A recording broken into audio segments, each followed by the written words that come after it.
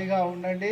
మీకు ఈ జ్ఞానోదయం ఏదైతే జ్ఞానం కల్పిస్తున్నారో ఆ విజ్ఞానాన్ని ఎదుటి వారికి కూడా పంచండి. మీ చుట్టుపక్కల ఉన్న వాళ్ళకు, మీ అమ్మా నాన్నకో, మీ పిల్లలకో, మీ అన్నదమ్ములకో, మీ చెల్లెళ్ళకో అందరికి చెప్పండి. ఏ నేరాలు ఉంటాయి ఇవి చెయ్యకండి అని చెప్పండి. మంచిని పెంపొందించండి. అందరూ బాగుండాలి. అందరు బాగుంటేనే సమాజం బాగుంటుంది. సమాజం బాగుంటేనే మన దేశం పురోగతి సాధిస్తుంది. అందుకొరకు మనము మన దేశాన్ని పురోగమించడానికి ప్రతి ఒక్కరు కూడా పాటుపడాలని కోరుకుంటూ మీ అందరి దగ్గర సెలవు తీసుకుంటున్నాను. అయితే ఏవి నేరాలు కావు. చట్టాలు చేసి పొందుపరిచి ఉన్నాయి. మీరందరూ చిన్న నేరాలు ఏవో చేసి ఉంటారు. అవన్నిటికీ ఇప్పుడు ఇట్లా అనుభవిస్తున్నారు. మీకు అనుభవించే శిక్ష కాదు ఇది. అండర్ ట్రయల్ ప్రిజనర్స్ అంటారు. మిమ్మల్ని విచారణలో ఉన్నటువంటి ఖైదీలుగా పరిగణించబడతారు. అందుకొరకని మీరు దోషులు కాదు, కానీ విచారణలో ఉన్నారు కాబట్టి విచారణ జరిగేంత వరకు మీకు కొన్ని కేసుల్లో మీకు బెయిల్ కూడా ఇస్తారు.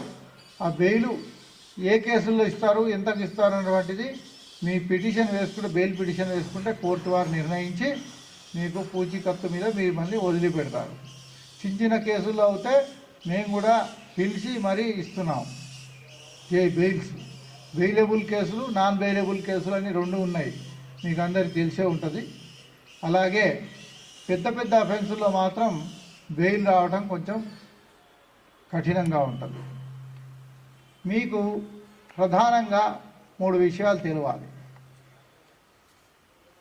ఈ లీగల్ సర్వీసెస్ అథారిటీ అనేటువంటిది మన జిల్లాలో జనగాంలో ఉన్నది. దానికి చైర్మన్గా నేను ఉన్నాను, సెక్రటరీగా మా విక్రమ్ గారు ఉన్నారు. అలాగే మండల స్థాయిలో కూడా అలాగే ఉంటుంది. ఇప్పుడు వాటి వల్ల 3 కార్యక్రమాలు ఉన్నాయి. ఒకటి, మీకు ఎవరికైనా స్తోమత లేకుండా మీరు అడ్వకేట్ను అంటే న్యాయ సహాయం కోరినట్టయితే ఫ్రీ లీగల్ ఎయిడ్ మీకు తప్పకుండా ఇవ్వబడుతుంది. దానికి legal aid defence council system అనేటువంటిది ఉన్నది. దాంట్లో రవీందర్ గారు ఉన్నారు. వారు సెషన్స్ కోర్టులో వాళ్ళు చూస్తారు. జోత్స్న మీరు పీడిఎం మన ప్రిన్సిపల్ మ్యాజిస్ట్రేట్ గారి దగ్గర, శ్రీహరి గారేమో అడిషనల్ మ్యాజిస్ట్రేట్ గారి దగ్గర. మీకు ఏమైనటువంటి న్యాయ సహాయం కావాలనుకుంటే వారిని అప్రోచ్ అవుతే మీకు డబ్బులు లేకుండా, ఒక్క పైసా కూడా ఖర్చు పెట్టకుండా వాళ్ళు న్యాయ సహాయం అందిస్తారు.